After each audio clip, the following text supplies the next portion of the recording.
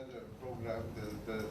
One of my former colleagues passed away some time ago, and we have this thing whereby every year we get somebody who works in his area of mathematics to come and talk. And so this year that series of lectures is starting today in the evening. So if those of you who are interested, there will be a lecture at 3:30 this afternoon on geometry and dynamics of Kleinian groups by Mahal Maharaj from Vivekananda University. And so, because of the conflict in timing with our tutorials, I suggest that at least for today, we have our tutorials from 2 to 3, and then if needed, we can meet again after 4:30. And then the point is, please study it possibly, at least I won't be. I'll be at that thing. Okay, so without further ado, let me present Andreas. Thank you very much. Well, I should start by doing the polite things, and thank you for inviting me here, for giving me the opportunity to come back to Chennai. I have very fond memories of my first visit 2 years ago, and of course it's always an honor to lecture in Chennai, the city of Ramanujan, of which I only on arrival learned that it was just a few days ago, his 125th anniversary. Okay, I will do as Vern did. I will start with a bit of a plan, what I want to do. So I don't have necessarily 5 lectures. I might spread rather 4 topics over 5 days. So the first one with which I want to start today. So this will be basically a selection of the things I wrote in the leaflet, which you probably got. So back then, Sundar asked me to provide some kind of indication what I will do. I tried to think of something, and eventually I picked 4 out of the 5 things that are there. So the first one will be zero error communication via quantum channels.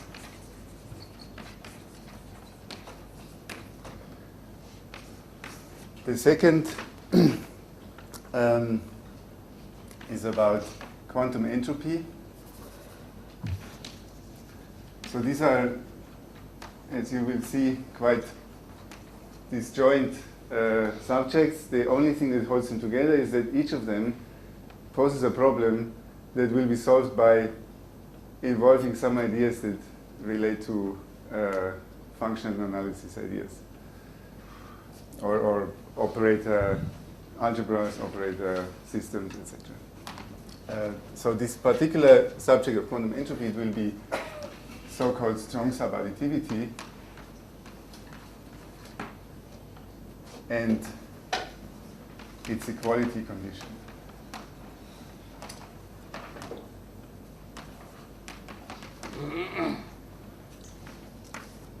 Number 3 is a bit of a more general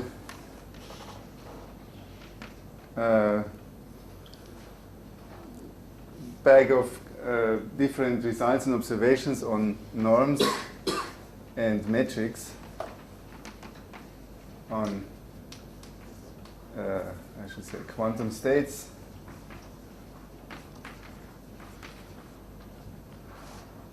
and channels. And number 4, which, I mean, I hope that these 3 will each take up 1 lecture. The 4th one easily can go over 2 days.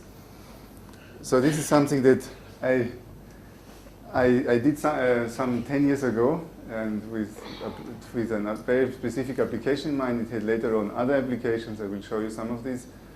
But only recently I realized that a lot of other mathematicians, and especially in the applied fields, in various applied fields, they found this very useful. So maybe 10 years later, I start giving talks about this particular thing.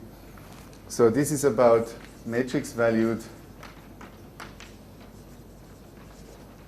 random variables. and in particular tail bounds for sums of independent variables. So it turns out this is it's a useful thing. So yeah, as I said, these are rather disjoint subjects. So, and they even touch on different aspects of functional analysis. I mean, I refrained from talking about additivity problems, seeing that Gilles Pizier apparently he was at least planning to speak about the Hastings counterexamples. I should have asked if he got to there. Oh, he didn't even get there. Okay, so that's of course yet another one. It's about random subspaces in Banach spaces. There is a whole theory of large dimensional, finite large dimensional geometry. So this here, starting with the last, this here will involve matrix analytic ideas. So I will bring in a famous inequality.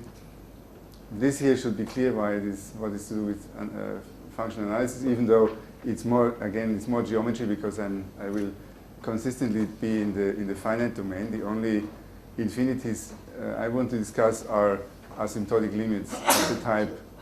If we look at tensor products of many channels or of infinitely many states. This here, as I said, this leads very naturally to some algebraic ideas. And this one here, it will give me an excuse to talk about operator systems, but in the most elementary way you can imagine. So I should also start with a bit of conventions, and I guess they are probably completely upside down from Vern's. So I'm totally conditioned now, so I cannot do otherwise. So these are vectors for me. And if I don't say it otherwise, it's a unit vector. This, I don't want to necessarily write C to the end, because to me that always feels like, fixing a particular representation, whereas sometimes we want to have the freedom of changing the basis and not worry too much about the actual representation. So, but in any case, these Hilbert spaces, A, B, etc. Dimension, if I have need of it, will be like this. The cardinality of a basis is finite, as I said. And we have the dual vectors, which has the benefit that the inner product looks like this. And at least here I'm d'accord with Vern that the inner product is conjugate linear in the first variable and linear in the second, which I think is a big mistake in the mathematical literature to ever have done it otherwise. Okay, so then I'm going to speak probably more about information theoretical or well, I don't want to say physics ideas. So I will a lot of mathematical objects I will probably just freely and without thinking very much apply physics language. So if it's a unit vector, then in the classical quantum mechanical literature, this would be called a state. Nowadays, we probably would just call it a state vector or wave function. A state, for us nowadays, is just a positive semi-definite matrix of trace 1. So that requires that we are well, that's kind of, again, this physics way of doing it, because the way we think of the state is then, if we have an observable, the expectation value is given by trace rho x. So this allows us to think of the states as operators too, just like the observables. What else do I need? So this is one thing, this is another thing. I was tempted to present yet another version of choice theorem, but maybe I should really skip that. Even though it's a pity, because it's a representation that probably I will use more than others. So okay. So when I say channel, I mean, really, I will use it in the same way as Vern did. So this is a completely positive map that is trace preserving from, well, essentially from the states of one system to the states of another system, but by linearity we can just extend it to the linear operators, to the matrices. Yeah, so this is just my way of writing matrices here. And of course we have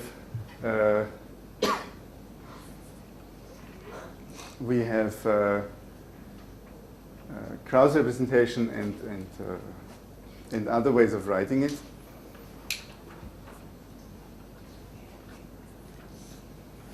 Well, let me do one small thing.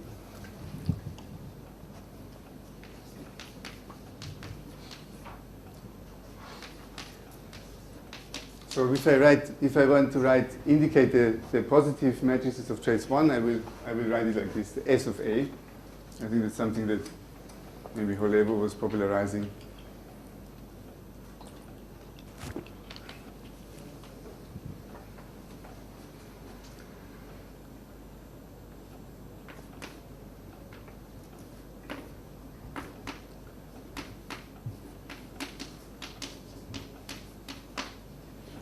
So this is the same as saying that you can find a unit vector, a state vector in a tensor product such that rho is equal to the trace of, let's say, A prime of the projector here. And in fact, this is true even, well, probably I should write this, I should say this a bit better. So if we have R positive, then you can find this vector here.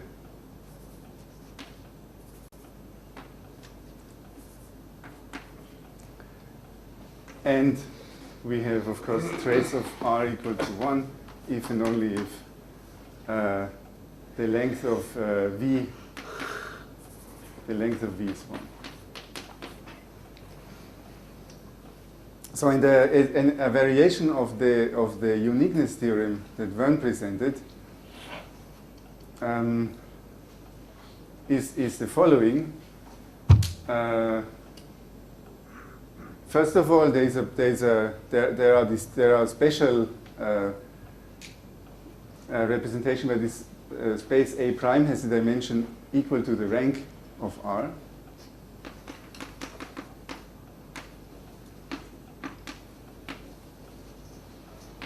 So this is point 1.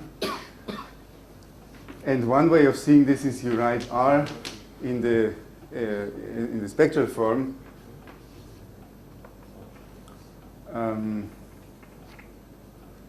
These are things that probably you've seen last week in Professor Partisarati's lectures. I mean, this is all purification of states, essentially.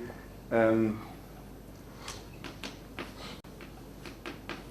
just introduce the eigenbases of R with the corresponding eigenvectors. So these are rank 1 projections here. And you can write V in the following way. It's simply sum of square root Ri, EI, where I should really do a tensor product here. But it's one of the benefits of the bracket notation that we can just write products of operators and I mean, this is a matrix in the end. It's an n by 1 matrix. So most of the time I will remove this. I will leave out the tensor product. And the second statement is whenever you have another representation. So let's say this is we fix this one. If we have another one, W in A tensor B with R equal to the trace of B,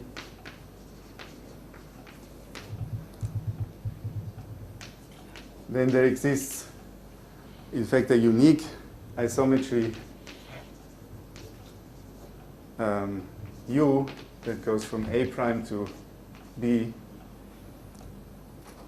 I'm running out of space, with, what do I need now, with W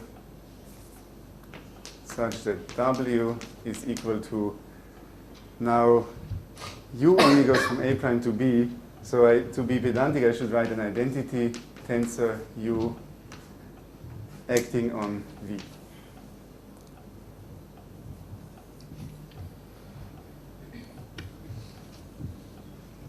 I hope that makes sense. Yeah, so this isometry is really can be obtained from this Choi uniqueness theorem. I mean, the way of writing these tensors you see is essentially what we're doing in this Choi isomorphism. Here we are stacking columns. Here we are writing it as a matrix, for example. When you write A prime, it's for the dual of A. Oh no, not necessarily. No. I mean, okay. I guess it's suggestive. It's enough. It's always enough to choose A prime isomorphic to A. But in fact, the smallest dimension you need is only the rank of R. And so for this purpose here, for this argument, just think of A prime just as another space that has simply the appropriate dimension.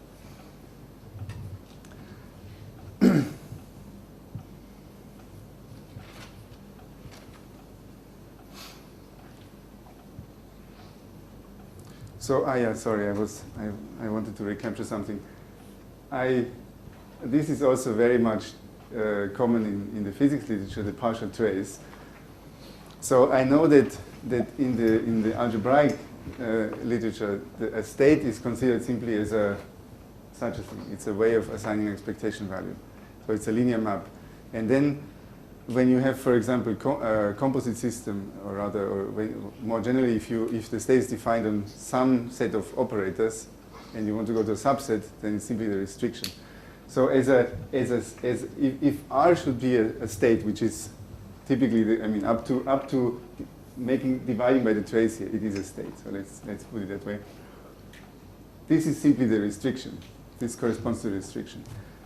In terms of matrices, it's also kind of simpler. It's also more hands-on, obviously.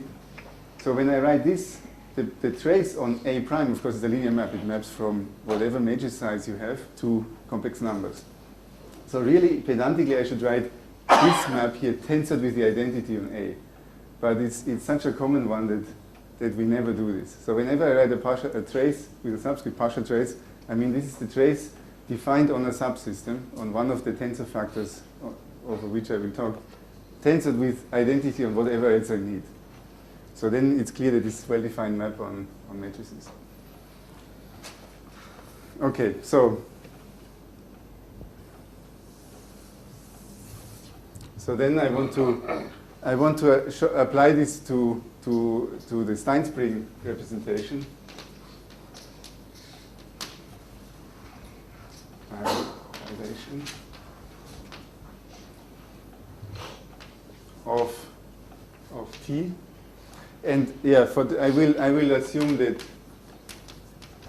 for the moment I will assume that this is completely positive and trace preserving, even though it's not. Well, okay, I get a slightly better statement if I get trace preserving, because I can express things in terms of isometries. So first of all, we had this operator P sub phi, which should be a P sub T now, which, in keeping with a good tradition of always changing notation, I will call J. Phi also has a purpose, unfortunately. I'm sorry, I cannot change it now, because then I will get confused. It's better you sort out the permutations later. So phi for me is simply the following order. It's actually a positive.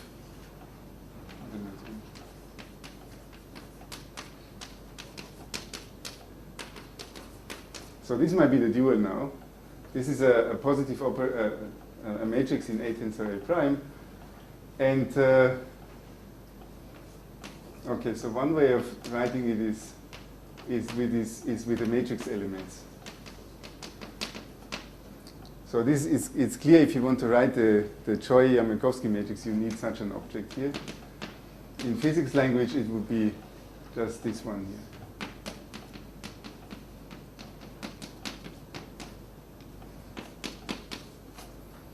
And I labels a basis, or actually I should really be A prime is simply isomorphic to A.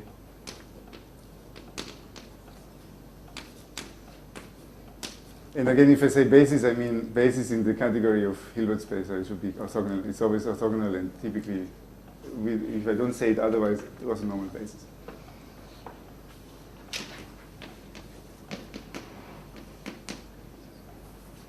Yeah, okay, maybe I shouldn't confuse things more than actually necessary. So this is a particular rank 1 object from the way it's written. Actually, that's a good way of why I wanted to do this here. I, J, J. So this is very, very common shorthand, of course, again for physicists. If you have vectors described by multiple quantum numbers, you just throw all these quantum numbers into the ket, and you let the reader decode later. So this a string of objects, I think universally for me is just a tensor product. So really what I mean is I ket, J bra, J bra. Yeah, and from this you can see this is an outer product of a vector with itself. It's rank 1. So then this Choi-Yamelkowski matrix is simply, so this phi, it lives on an AA prime Hilbert space.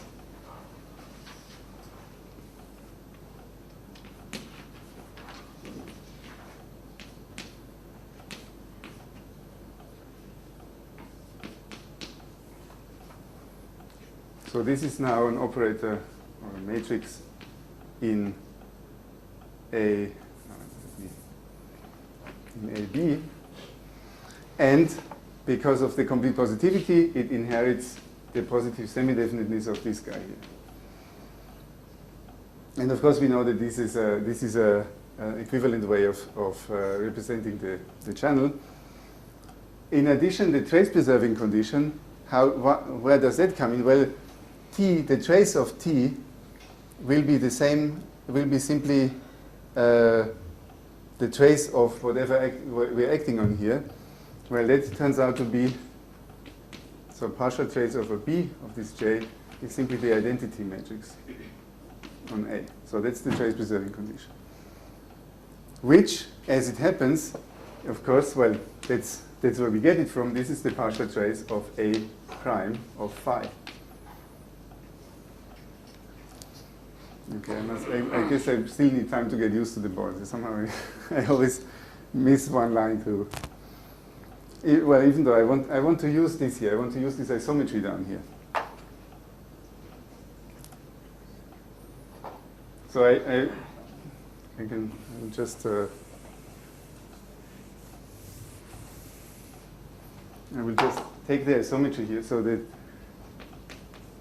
we have now the isometry from U that goes from oh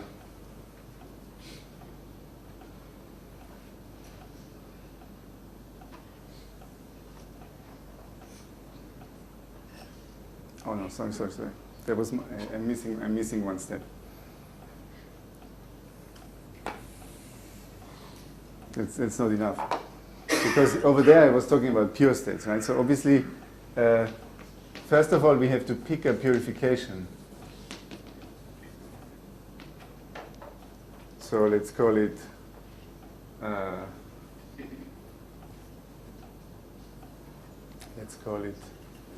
G ABC. So this is an object in A tensor B tensor C. So this should be rank 1, and of course it should be positive. And I want that JAB is the trace over C of this G. Yeah, so there is an underlying vector there. I mean, since it's a rank 1 positive operator, it's just an outer product of a vector with itself.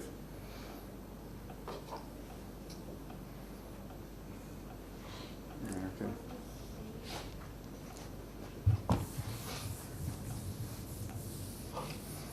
C is a suitable Hilbert space.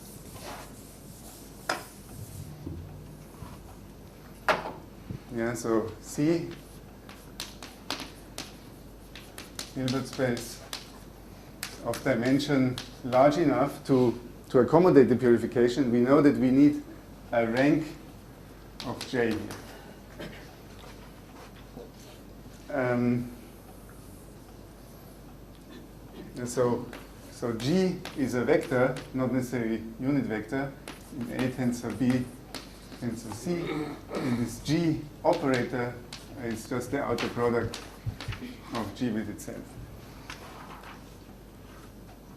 So now I have trace of C of G A, B, C equal to J, A, B, which means that the trace of BC of G is equal to the partial trace over B of this one, which is the identity, and that's the trace of phi A prime. And from this one, I get the existence of our isometry.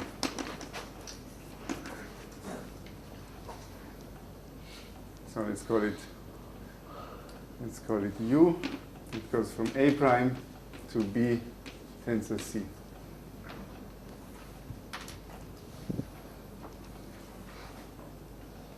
With the property that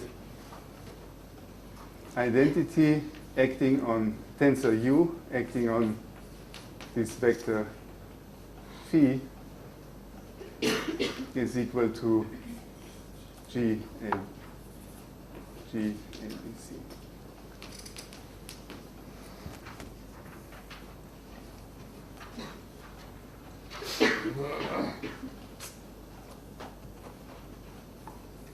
Yeah, and this implies by the Choi isomorphism, because each because the J uniquely represents the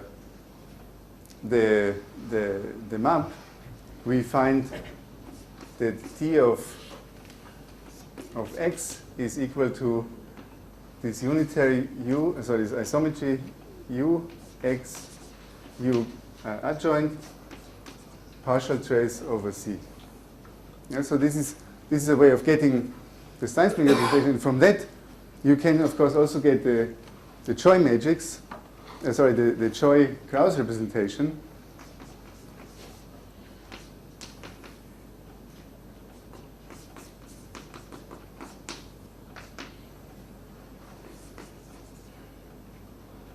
If we write,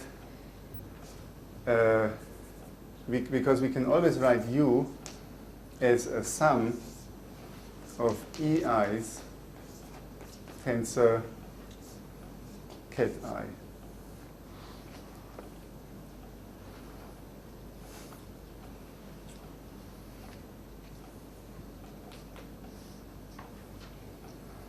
Okay, so I mean, okay, so I couldn't resist the temptation completely, because at this point you have kind of another way of seeing how you can obtain all possible Krauss representations, because it's all just down to sorry, I shouldn't write I, because maybe this is confusing with these bases over here. So you just have some vectors over here, some VI.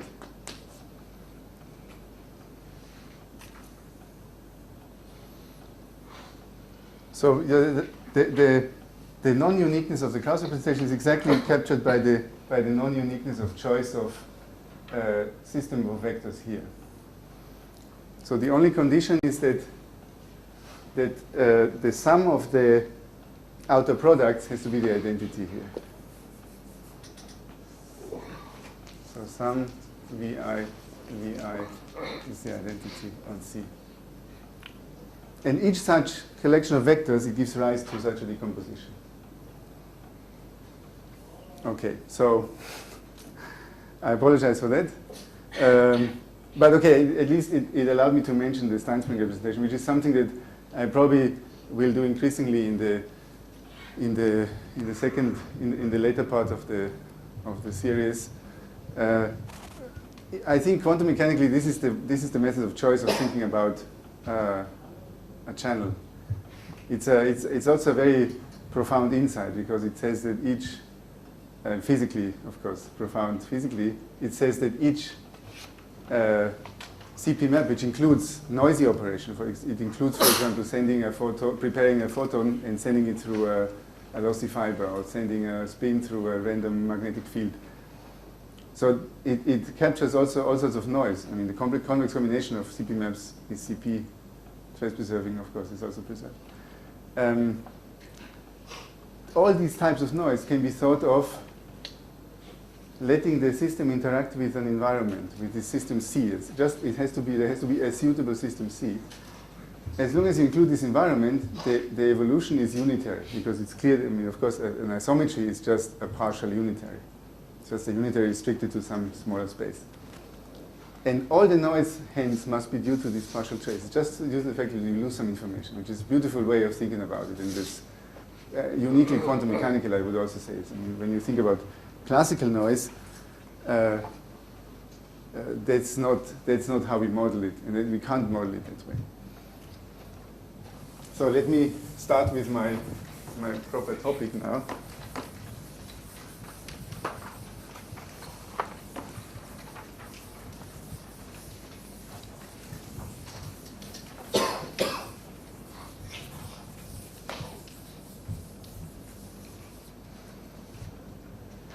Okay, let me see if I. Yeah, it's probably very good that Vern already started some of these ideas of transmission, encoding and decoding information. So I want to deal with a very simple setup. It's inspired by the communication diagram of Shannon. So the T is this fixed map, completely positive and trace preserving.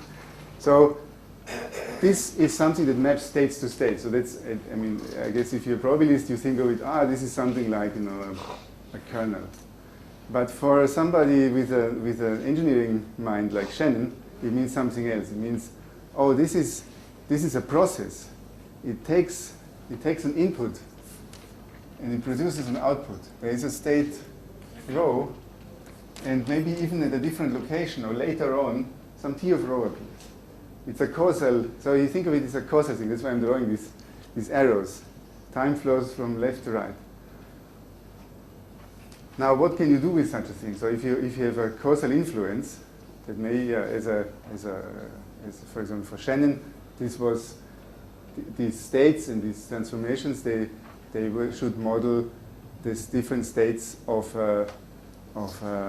electromagnetic field, of a field mode. Because you're sending here, and miles away somebody picks it up, or the input and the output end of a fiber.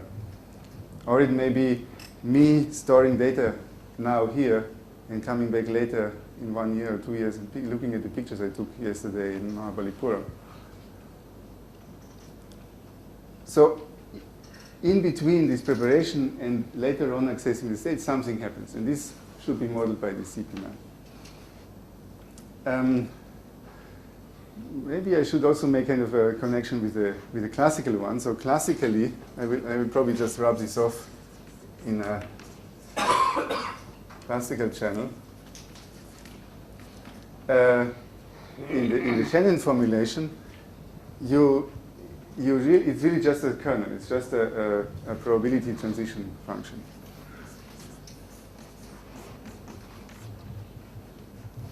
So these are just conditional probabilities.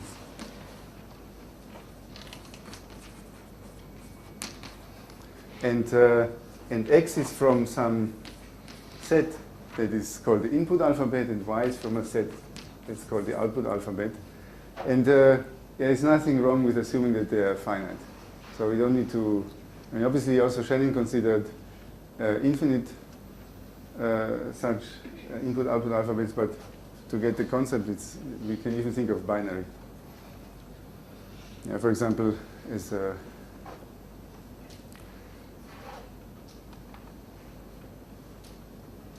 yeah, so for example, in Vern's case, x and y should be just a binary alphabet, zeros and ones, or ups and downs, or something. And then these probabilities, they describe which are the possible errors, okay, sorry, I didn't want to say errors. These are the possible transitions that can happen in the channel between what you input and what you can see.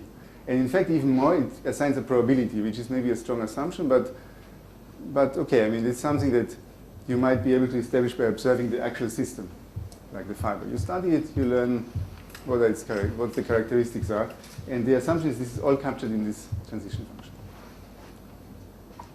So the point I want to make here is this here is a more general object than that one. So if we introduce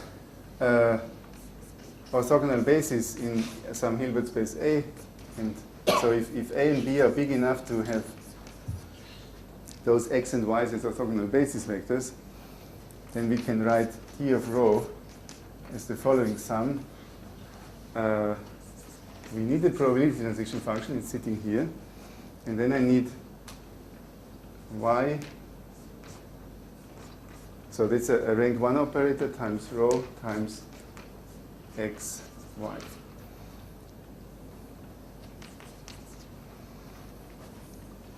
Yeah, so that I have, in this way, it's actually easier to see the Krauss operators, because the Krauss operators, they are kind of a classical way of thinking about the noise. These are the possible different things that might happen to the state. And depending on which one happened, you have this guy here as the state afterwards. So I have to write here Krauss operators. X is positive as an 0, and the sum n condition x over y is 1. Okay, you check this is CPTP. What this thing does is it maps diagonal matrices to diagonal matrices.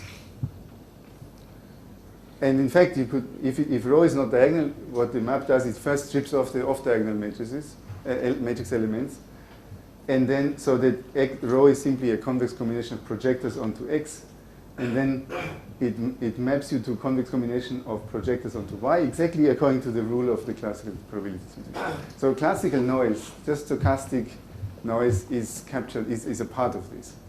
And this is kind of how you should think of it. I was a bit unhappy about what Vern said about the cheating nature of assuming that we know what the noise is, because we do not know what is the error. We know the possible errors. We know a set. We have to make to do error correction, you have to make an assumption. What are the possible errors? Over there, we make a bit of a strong assumption of knowing even the distribution over these errors. But it's in Shannon's theory, each of such transitions is a possible error. You don't know which one. It's just the. Andreas, I didn't understand how you went from the classical conditional probabilities to quantum. I just define a CP map like this. And I'm saying that. In case of quantum, what does n, y, x represent? So this is just a number. So given any conditional probability distribution, I can just define this map here.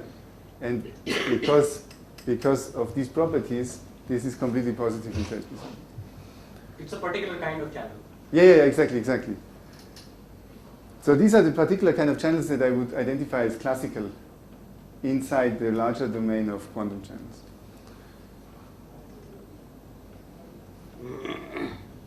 So the way the classical quantum correspondence goes is this kind of thing here. It maps probability vectors to probability vectors, and these probability vectors we are just represented by diagonal matrices.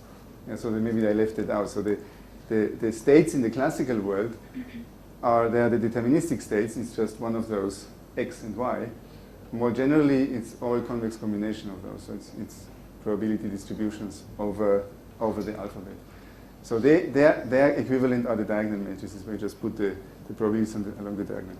And this map T it performs what n does on the level of these diagonal matrices. That's all I wanted to say. So you can think, I think that's a very important piece of intuition, that classical channels are always a special case. You can always kind of, if you have an information circle idea, you can always try to test it out on this very, very simple class of channels. These are very particular because, for example, the Krauss operators have rank 1. It's very, very singular thing. And in fact, from the quantum mechanical point of view, these ideal classical channels are very singular and uncommon objects. It's not a generic channel. Okay, I'm probably a bit slow now. I want to go back to the communication diagram. So we want to use this kind of system. Think this is a system where we can control the input, and we have to lose it for a bit. Then we can interact, for example, with some magical C. Then we get an output. So what does it mean to communicate through such a system? Actually, what would be an abstract description of such classical channels? You just take a CP map from... Oh, you mean as a abstract property? A map from, just a CP-TP map. Well, yeah, okay, of course. Map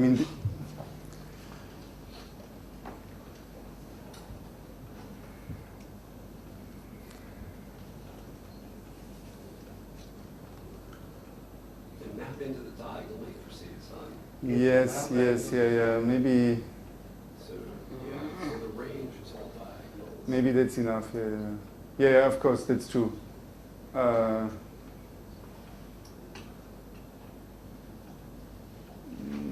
not really.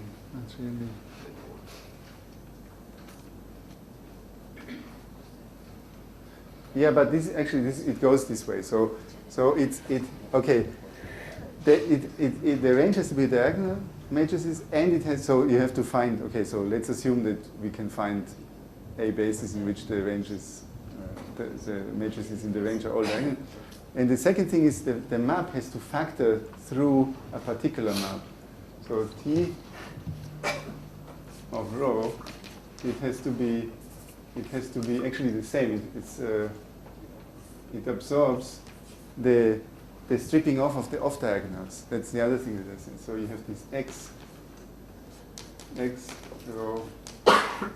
So these rank 1 projections. So you have to find these bases here. Yeah, actually that's a recipe of obtaining all of them.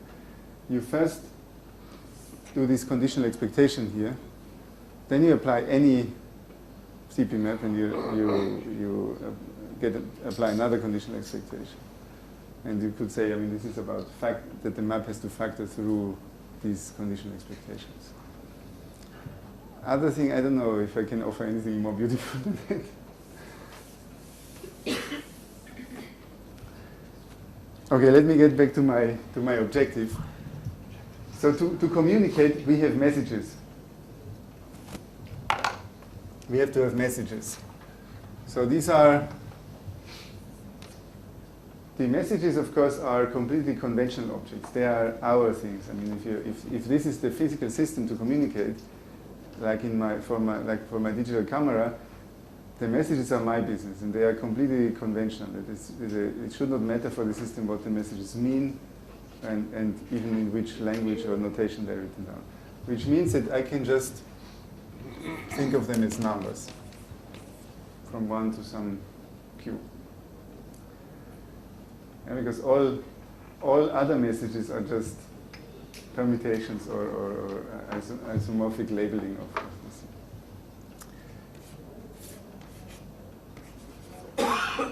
So this is encoding.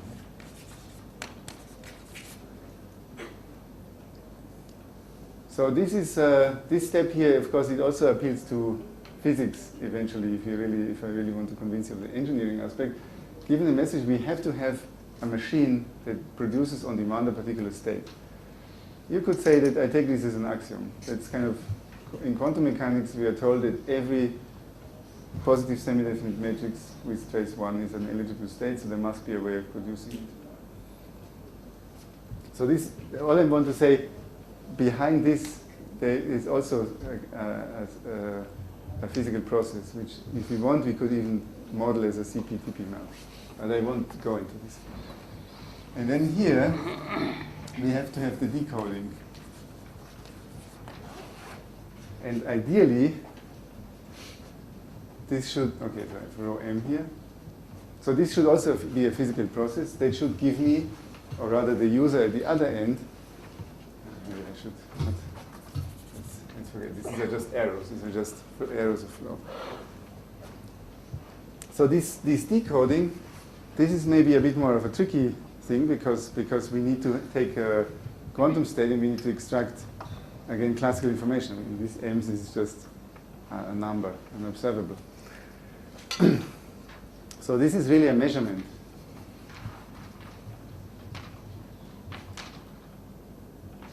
And I don't want to go into defining too much what measurements are, but again, measurements is a physical process, so there must be a way of writing this as a CP map, representing this classical part here as diagonal matrices. But again, I think I don't need to go into this.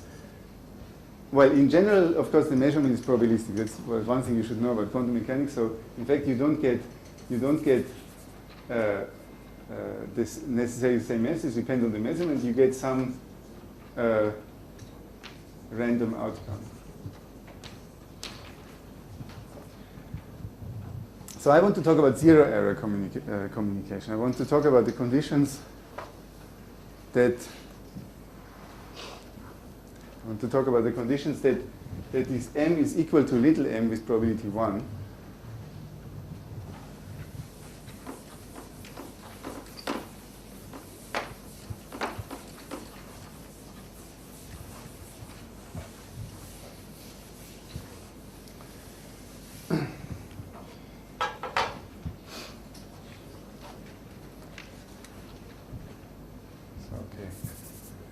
So there exists this measurement such that m is equal to n with probability 1 if and only if the ranges of these matrices are mutually orthogonal.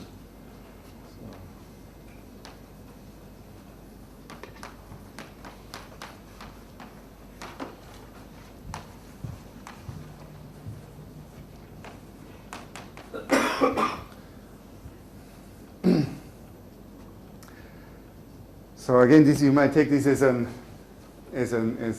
axiom. In the good old quantum mechanics, a measurement it means you have to specify an observable, and the outcomes of the observables correspond to the. So observable means Hermitian matrix, and then the outcomes in the good old days were simply the eigenvalues of the observable. A bit more precise point of view is that the outcomes actually are projectors. It's the spectral measure that we're talking about. The values, like these messages, are purely conventional.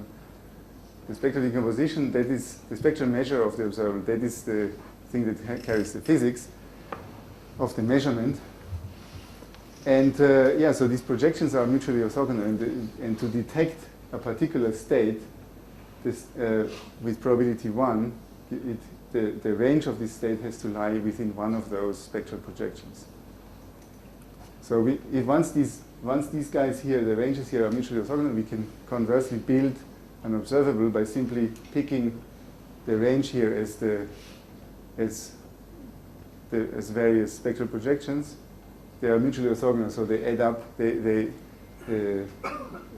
projections also are mutually orthogonal. And maybe we have to throw in another another projection operator to make them add up to the identity, so that we have really a spectral measure. So more I don't want to say about measurements, because this orthogonality, this is something that is purely in terms of the Hilbert space. I don't need to talk about how the measurement is made and all this kind of thing. So I will take this here as my condition. So let's go on from this a little bit, because now we can take our time to analyze the condition. So what it means, of course, is that T of rho m times T of rho m prime equal to 0 for all n different from n prime, right? That's because these operators these are positive semi-definite matrices. So the fact that the ranges are mutually orthogonal is the same as that the product is 0. And in fact, because they are positive semi, again, I can just write it as the trace equal to 0, because the trace of a product of two positive semi-definites can only be 0 if the product itself is already 0. Okay, so let's write this out. Let's say let's say I choose a particular Krauss representation of T.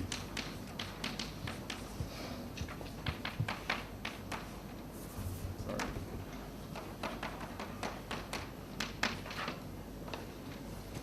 So then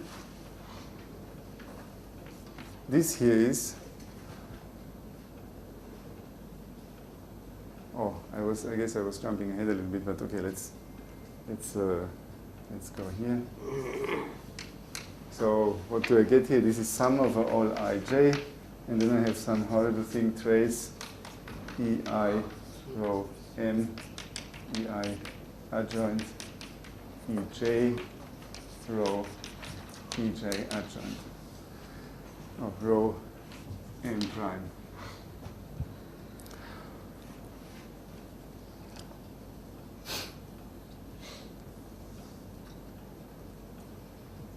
Yeah, okay. I should have set it up here, but probably it's better to see this at this point here. From this from this fact that the ranges of the T of rho m have to be mutually orthogonal, we can see that without loss of generality, the rho m are pure. They are rank 1 projections. So let's call it psi m, psi m. Because otherwise it's a convex combination of those, and then also the output state will be a convex combination, and that means the range is simply the span of all the ranges of the pure state inputs. So by going to one of the psi m in the range of rho m, I will just make the support smaller, and that's it. So then I can write this in a bit of a nicer way. So then this is equal to, because you see then I use the cyclicity of the trace, and I also substitute here these rank 1 projections. What I get is that the sum of all ij psi m, now I have to be careful which way, e I dagger ej psi m prime modulus squared. So this should be 0, right? So then I'm still just reformulating the condition of the zero error of perfect distinguishability of the T of rho m.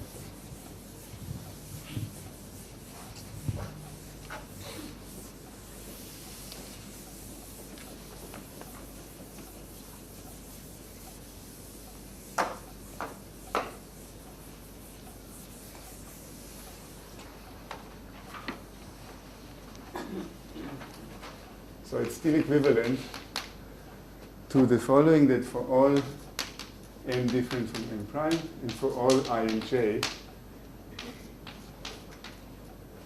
this is 0, psi m e I dagger e j psi m prime, which which I rewrite again using the cyclicity of the trace as psi m prime psi m. So this is some projector. This is an element in the matrices over A times ej dagger e I dagger ej.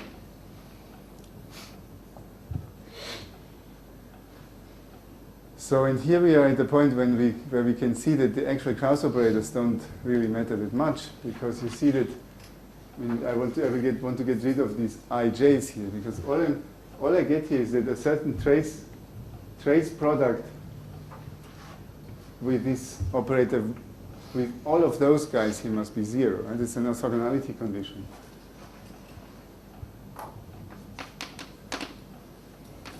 M different from M prime.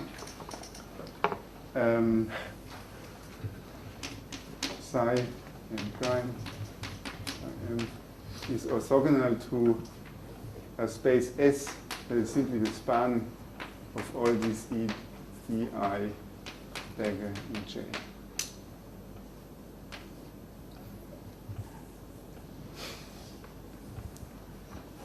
And the orthogonality is with respect to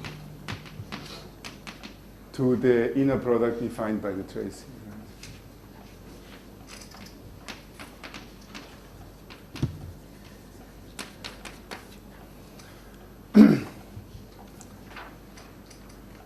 Okay, so in the Vern didn't get there today, but I'm sure he will write down a very similar thing tomorrow. So this here is, of course, this is a subset of matrices on A. So it's kind of interesting that at this point we do not actually need to speak about the output space anymore. The output space served its purpose by somehow giving us the condition that this T of rho M must be mutually orthogonal with respect to the supports. Oh, by the way, when I say support, I'm behaving like a probabilist. Support for a positive symmetric matrix is just a range. I mean, for states, I think it should be clear what the connection is. S is equal to its own adjoint or dagger. That's clear from this here. And it contains the identity because I started off with a trace preserving matrix, so the EI dagger EI, they sum up to the identity. And so this here,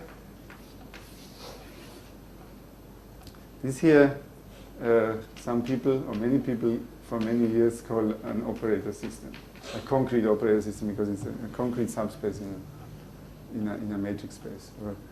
Obviously, at least abstractly, all these things, they make sense for arbitrary Hilbert spaces. Okay.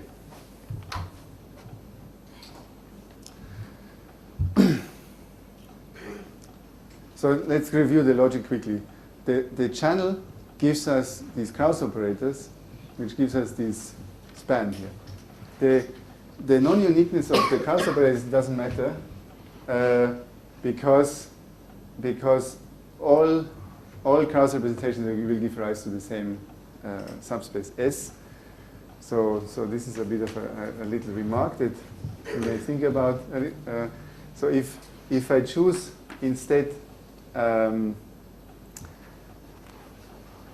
if I choose for T a Stinespring from dilation, so a suitable space C, V, rho, V dagger.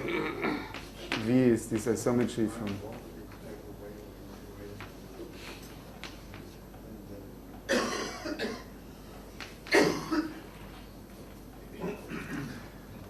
then we can define another channel, T, let's call it T hat, that goes from, see this isometric point of view with the tensor product here. It has the benefit that it lets you realize that there is another channel where I take the partial trace of a B. So that's the one here. It's simply T hat of rho is simply this here. It's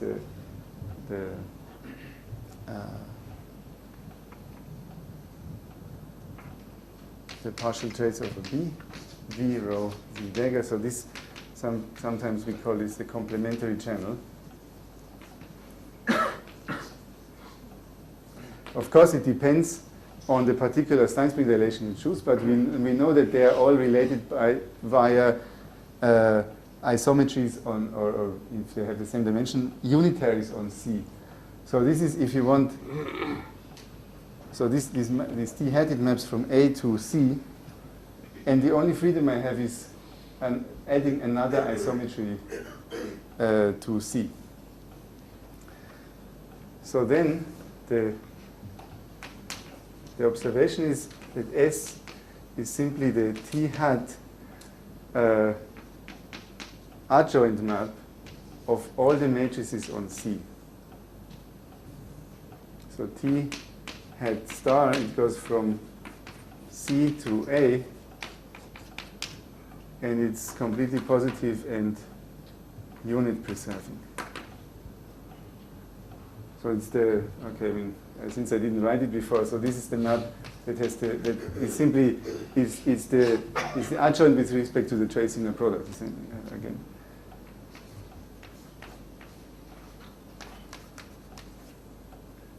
So the defining properties, this is T trace of T hat of rho times X. Yeah?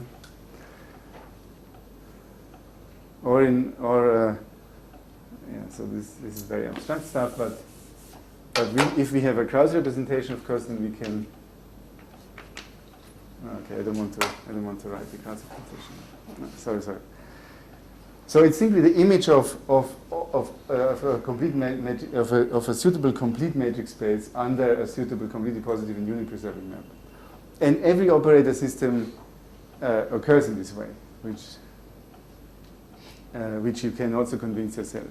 So this is another remark.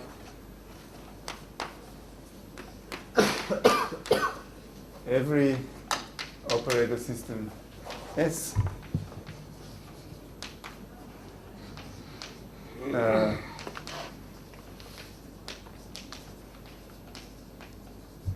and so what I mean by this is you can find a channel with Krauss operators such that S is equal to the span of EI dagger EG. How am I doing with the time? Oh, well. Should be right.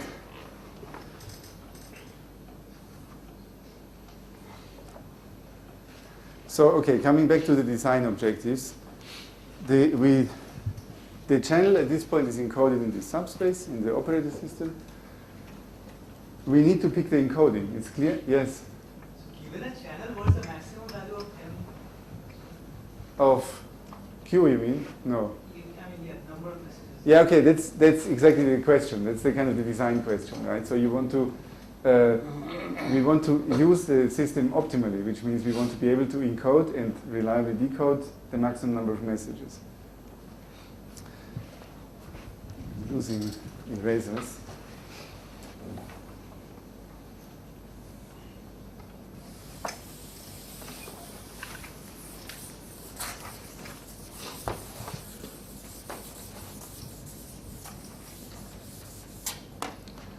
Okay, so this it motivates the following definition. I call this alpha of S is simply the maximum Q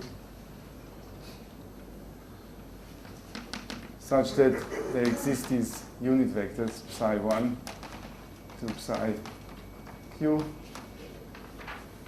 with the property that for all n different from n prime, psi m prime is orthogonal to S, which is as before the span of this EI dagger EJ.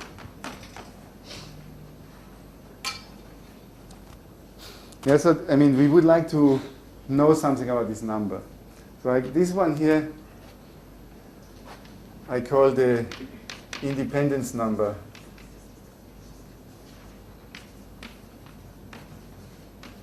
of S.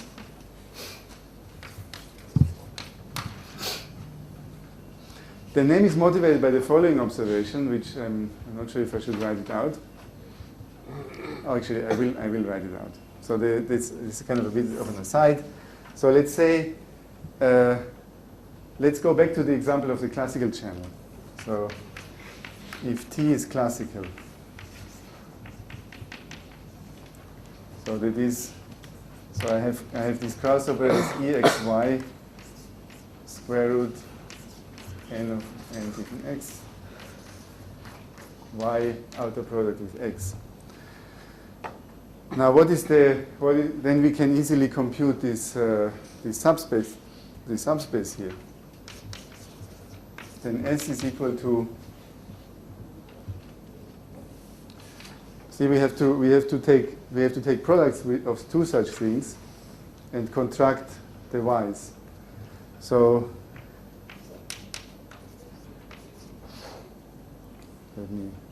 let's do this pedestrian y's.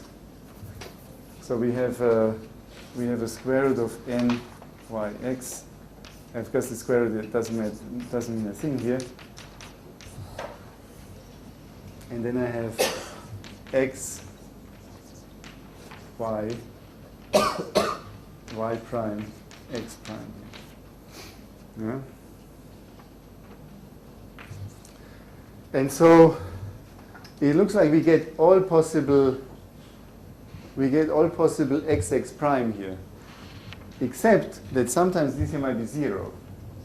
Right? I mean, the probability is allowed to be 0, and of course that's a very non-generic thing to happen, but we have to rely on that. So this is equal to the span of all x outer product x prime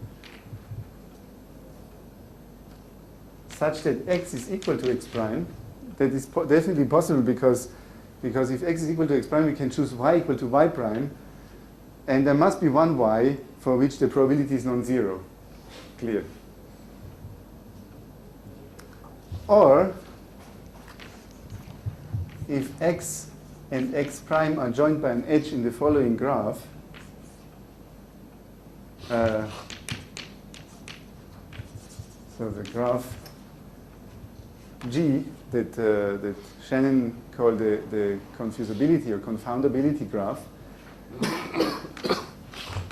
So the vertices or the nodes are x, x prime, etc. And we have edges. Oops. We have an edge x, x prime, if and only if. So that's the definition. Maybe I should really write it as a definition. There exists a y such that n of y given x times n of y given x prime is non-zero. Sorry, is non-zero. Yeah, of course. Yes, if looking at this, to have this object here non-zero, y has to be equal to y prime because we take the inner product of orthogonal vectors. So we put here y equal to y prime.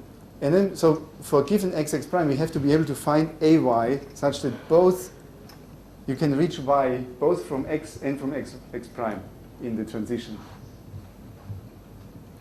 And so that's kind of why we call it confusability graph, because if you as a receiver see a y, you are uncertain if this originated from an x or from an x prime at the input. What graph do you call it? Confusability graph. Because this is the graph that represents the confusable, pairwise confusable inputs.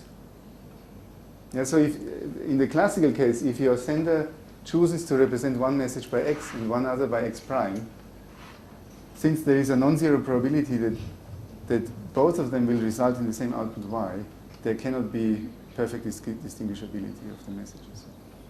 So in the classical case, to come back to my example, so the operator system here carries exactly the graph structure. And more generally, any graph, by this rule, gives rise to an operator system. And Vern has very, very nice results on these kind of things. In addition, in fact, I can say it at this point, if you have two operator systems of this form, and they are isomorphic via unitary, it means that the underlying graphs must be isomorphic as combinatorial objects. So it means that they must be actually isomorphic by permutation matrices.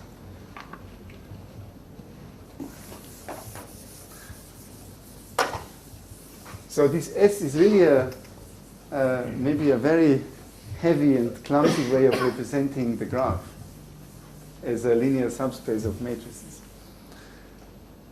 So what I want to say at this point is, okay, in that particular case, if S is classical, if S comes from a classical channel, it has this graphical form. So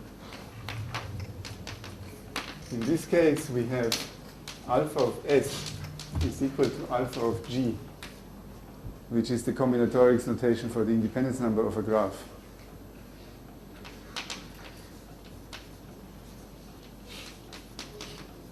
Of G.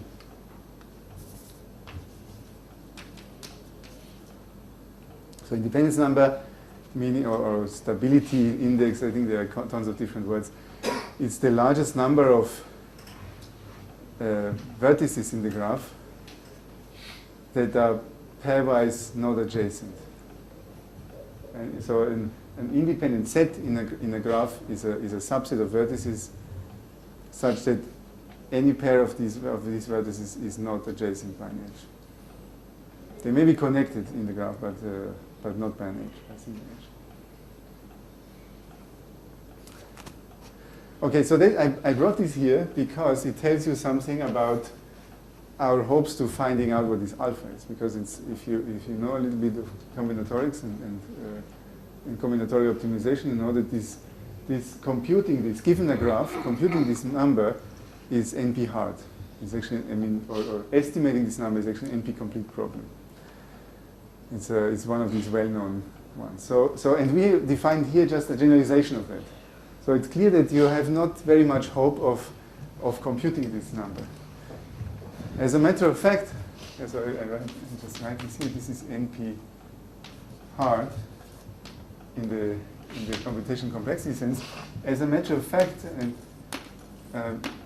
Salman Bayi and Peter Shor, a few years ago, they showed that alpha of S is something that is known as QMA hard, or the corresponding decision problem is QMA complete. So this QMA is quantum version of Merlin-Arthur games. So it's a quantum generalization of the probabilistic version of NP. So it's conjectured, it's known that QMA contains NP, and it's conjectured that it's strictly bigger. So this is a very hard problem, and maybe we are not able to solve it. So that's why in such a case you start thinking about bounds, upper and lower bounds. So lower bounds, of course, it means that you have to have a way of constructing these independent sets, sets of vectors. So I don't want to deal with that because that's something that's typically ingenuity. You just look at your particular case and you have a way of constructing it. The hard part often is to find upper bounds, and I want to discuss a particular upper bound.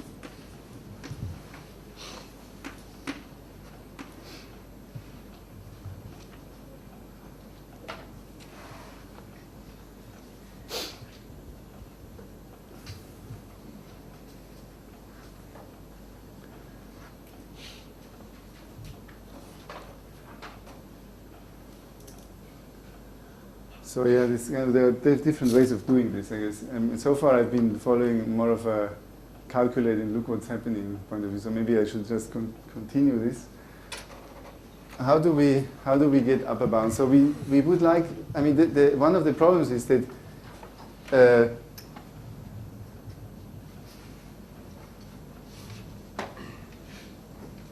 that this looks like a very rigid condition here. It's about existence of vectors with particular properties of these outer products.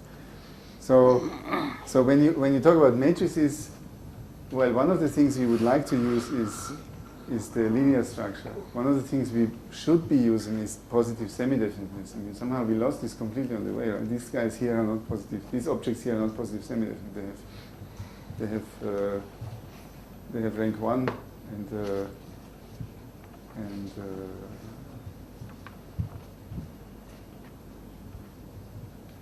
well, actually, one thing I didn't point out is because of S containing the identity matrix, this condition here implies already that these psi m and psi m prime are mutually orthogonal. So it's kind of an interesting side remark that the input states, which makes operations, saying the inputs, if you wanted the output states are orthogonal, distinguishable, also the input states must be orthogonal. Okay, so let's make some observations. Let's look at the sum of all these objects here. Psi m prime. M different from m prime. So this is of course still orthogonal to S, and it has an additional property. So I was saying that we would like to use So let's call this M. And it has the additional property that M plus the sum over M equal to M prime is a positive semi-definite matrix. So if you have psi M, so this I said is positive semi-definite. Why is that? Because then we have here the sum over all M n prime. So then it's just an outer product of something with itself. And this here instead can be upper bounded because these projectors here are mutually orthogonal by the identity plus n.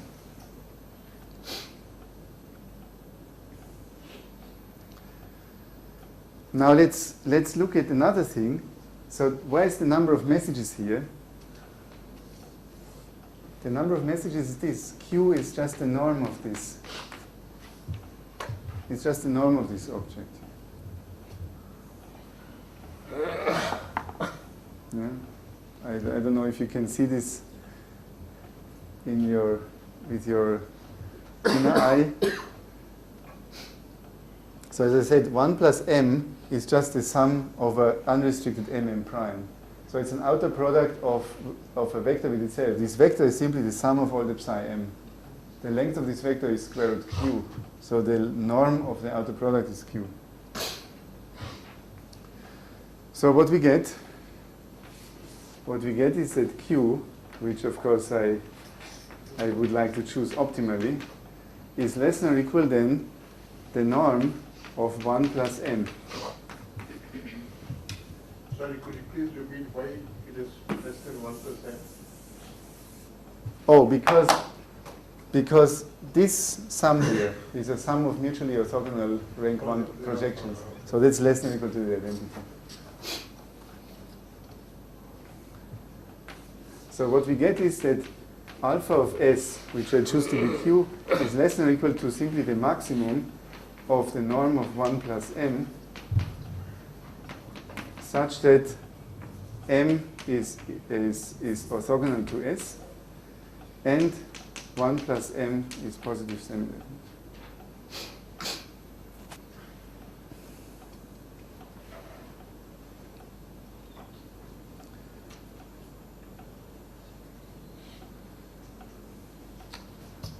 I'm too slow. I wanted to introduce another independence number now that maybe I have to abbreviate. So the point is this right-hand side, it looks, I mean, it's maybe just an upper bound, but it has characteristics that are desirable in some way. I mean, of course, I didn't tell you why I started in this particular way, but this right-hand side here, let's call this theta of s, and I choose this name because, again, it generalizes a well-known quantity if s comes from a classical channel. So if s is graphical from graph G, then theta of s is equal to theta of G. This is the well-known Lovász number. That's a paper of László Lovász from 1978, I think. So he introduced this number as an upper bound to the independence number, and the reason for this to be interesting was that he discovered it's actually a semi-definite program. So you see that these conditions here, they are nice. The norm that is actually not so nice in the general case, in the quantum case, but these conditions here, they are in principle nice because it's just a bunch of linear equations and a semi-definite constraint. So once you have such things, and when you have a well-behaved objective function, you may hope that you have a duality theory that allows you to actually compute this thing. That happens in Lovász's case. So, for example, if S is graphical, what it just means is that we have that S consists of all these matrix elements, all the diagonals, and all the off-diagonal ones that represent edges. So what does S orthogonal complement mean? Well, it's all the matrices that have exactly zeros there. Zeros on the lambda diagonal, and zeros whenever x and x prime are connected by are adjacent by an edge. So this condition here, in the classical case, in the graphical case, it just says that M has to have a lot of zeros, and the position of the zeros are the diagonal and the graph. And so that's kind of, you really can work on the level of the matrices. So we don't have this luxury here, unfortunately.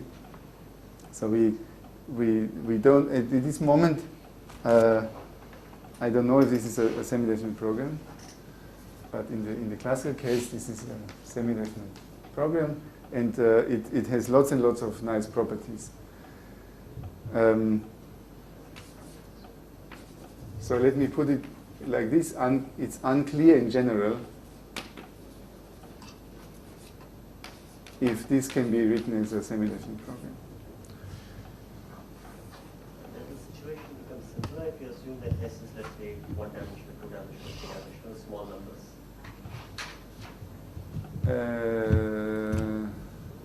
Maybe. I mean, I'm not saying that you cannot compute this. I'm just so here's another thing. So one thing that Shannon, when Shannon introduced this zero-error communication problem in the classical case, he was aware that this leads to the independence number. So, but his mind was of an asymptotic kind. So he also asked, so what happens if we have access to the system multiple times?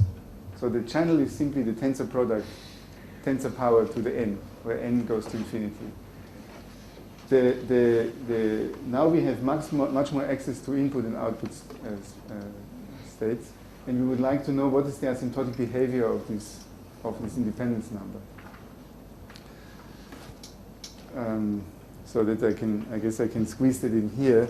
So C0 of S, this should be the, okay, so we look at the channel multiple times. Oh, sorry, I have a limit here, n going to infinity. If we take tensor product of channels, this corresponds to this will lead to tensor product of operator systems. This is very clear on the level of the Krauss operators, you just tensor them. We look at alpha, and then I would, well, okay, for capacities, so the capacity,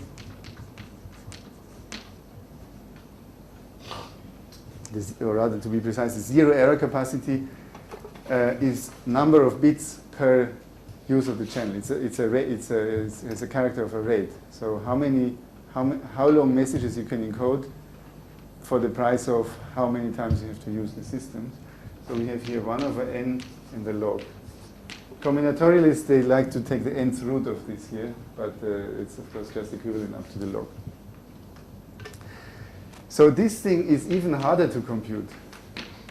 So Noga alone remarked that in fact we do not even know if this is a computable number in the sense of Turing, which is a little bit disappointing. Right? So I mean, obviously it's clear why there is no naive algorithm, because we have to take an asymptotic limit here. But there is not even a known algorithm that would, in any finite time, approximate this number simultaneously from above and below. This is very interesting. So all these points, they serve to emphasize why you want upper bounds.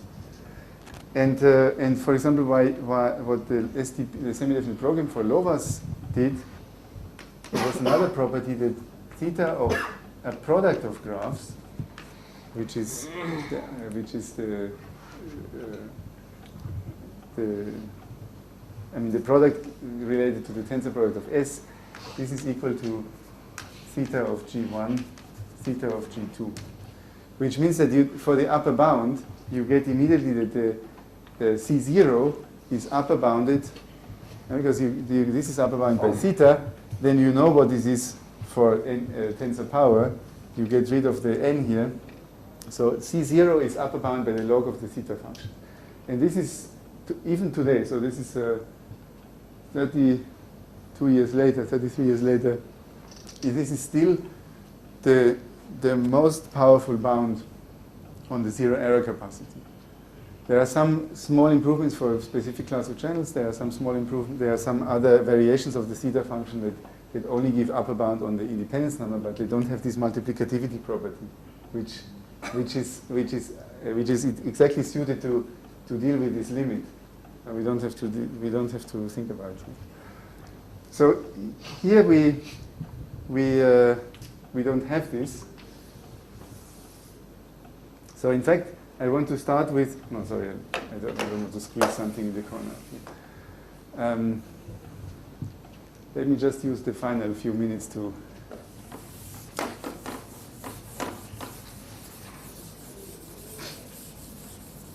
show something. So first of all, let's calculate this theta for some very specific cases. There are always, okay, so there is the classical case, and there I have to refer you to Lovaas's paper for the moment. But there are, of course, two operator systems that we always have to consider. S simply the multiples of the identity, and S equal to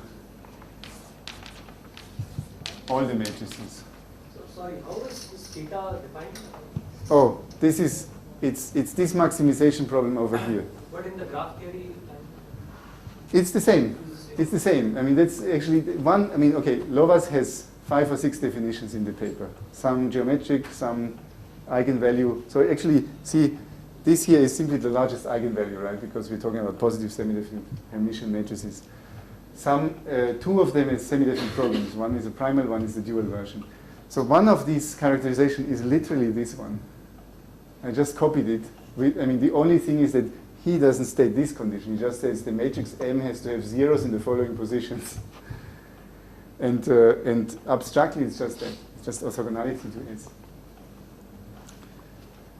So because of this particular structure of S, he's able to rephrase it as a semi-definite program. So we don't seem to have the luxury here, but we have some other things that are very acute. So let's start with this one, because what is orthogonal to, sorry. What is the semi-definite problem? Oh, okay, of course, yeah. I'm always, I think it's one of the problems of quantum information theory that because we are intent on specific applications, we try to draw in all sorts of different tools.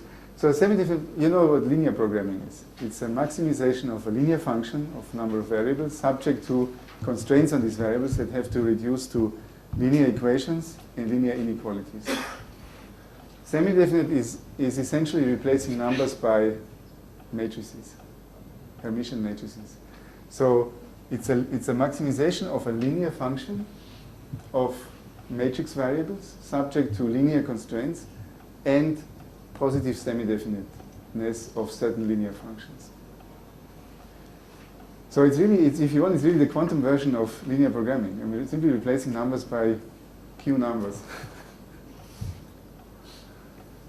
And like linear programming, it has a very, very beautiful duality theory. So the dual, convex optimization problems, they have a duality theory. And abstractly, a convex optimization problem has a dual that is itself a convex optimization problem.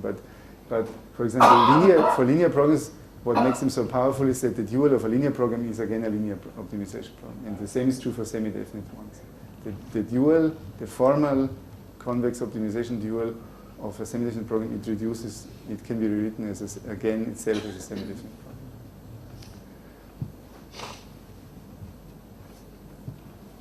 problem. Okay, I'm fast running out of time. I will do 2 calculations. One is of all the matrices. Well, then the orthogonality condition leaves that M has to be there. Then the only eligible M is 0.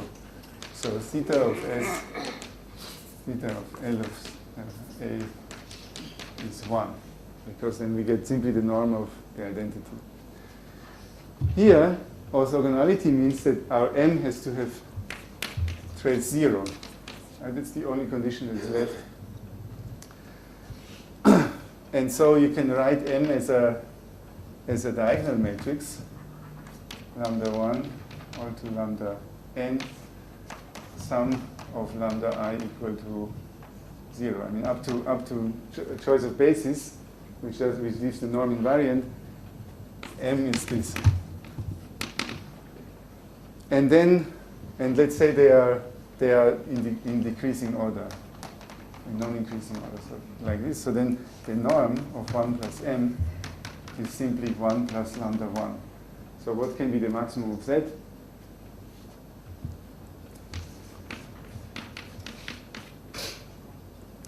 Of course, for a free matrix, this can be arbitrarily large. I mean, why should I not be able to choose any old lambda 1? But the condition that we have to obey is this one. All the other eigenvalues, they have to counterbalance this one. And, oh yeah, of course, and this here has to be larger than or equal than -1 because m plus 1 has to be positive semi-definite. So the best thing is to make all of the others -1 and the largest one n minus 1. So this is then n, which is the dimension of A. Yeah.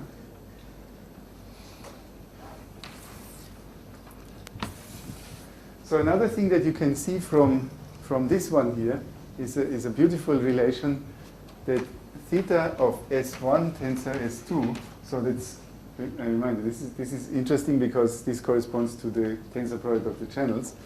This is larger or equal than theta of S1, theta of S2. Why? Because if I have an M1 orthogonal to S1, M2 orthogonal to S2,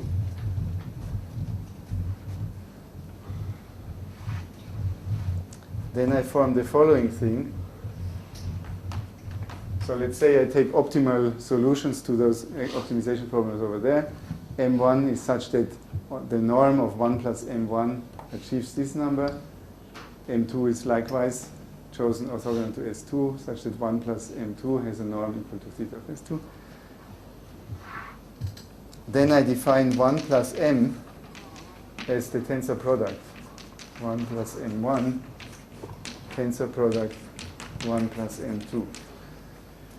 Sorry, other way around. Yeah, so this defines M, and we note that M is orthogonal to S1 tensor S2. Because M will consist of M1 tensor identity, identity tensor M2, and the tensor product. And so at least one of the two tensor factors in each of the three terms is orthogonal on one side. And of course the norm is multiplicative on tensor product, so it's fine. So this is a particular eligible point when the maximum can only be bigger. So the problem that we face in terms of using this as an upper bound on the capacity is that this might be strict. And okay, if you grant me another 5 minutes, I will just try to conclude it to give you another upper bound which is well behaved and which is also a generalization of Lover's upper bound.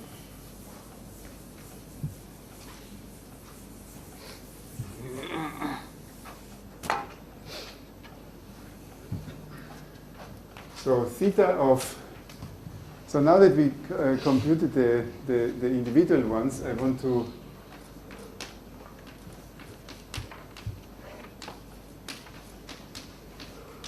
to remark that if you look at this particular one, so the tensor product of the two trivial cases, this turns out to be n squared.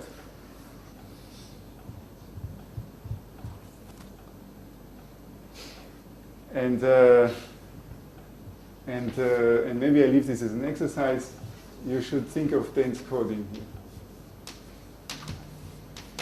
So this will give you. Well, in fact, I think it's even true that. Well, that gives you an idea of thinking about a suitable matrix. So this is an example. I mean, this is the simplest example I know of non-multiplicativity. That the two factors have n and 1, and the product is n squared.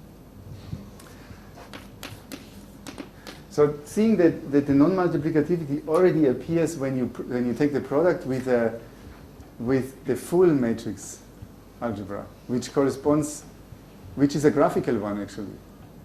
It corresponds to the complete graph. It's something that we should understand classically.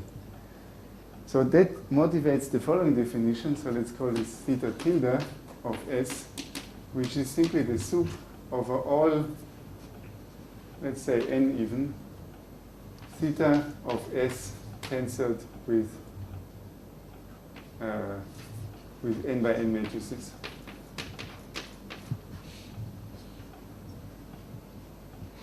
In fact, it's enough. Yeah, okay. So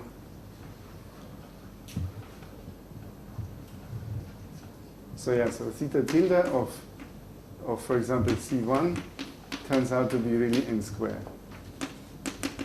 Of course, you have to show that it cannot be larger. I think I was a bit too slow. I should have arrived at this point a bit earlier. Maybe what I will do is I will just start tomorrow morning with an investigation of this here. So I like this very much because up to this point, all these kind of wire-set operator system was purely conventional. It's just a subspace of matrices. Here, really, the tensor product that is so important in the operator system theory, it comes in. And to calculate theta, you have to know the positive semi-definite structure, and you have to know the order structure on this object here, and it's relevant. Why it's also nice, it's because it looks like a bit of a completion, right? It's a definition very much reminiscent, even though it's just purely superficially similar to the way we define norm completions when we look at tensor of a map with some kind of n by n auxiliary system. So I don't know if there's any deeper meaning to this, but it's very nice that such a thing appears in this way. What do you think?